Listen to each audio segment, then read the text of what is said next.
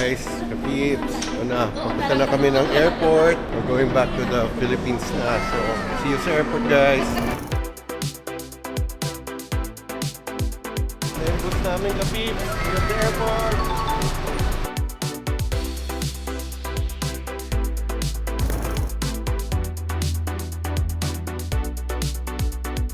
Back sa Philippines sa ating successful trip sa Guangzhou, China. Smooth, medyo turbulent lang pababa pero okay, the food was great.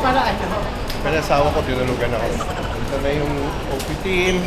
Hope you enjoyed coming with us, kapips.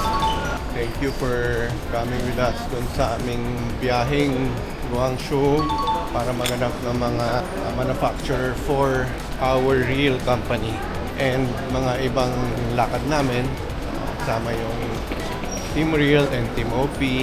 We enjoyed the food there in China. Hospitality was okay. Yung hotel namin, maganda. I hope sa susunod na biyahe namin kasama kayo.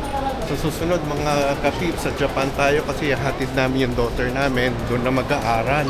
I hope you enjoyed the coming with us sa China.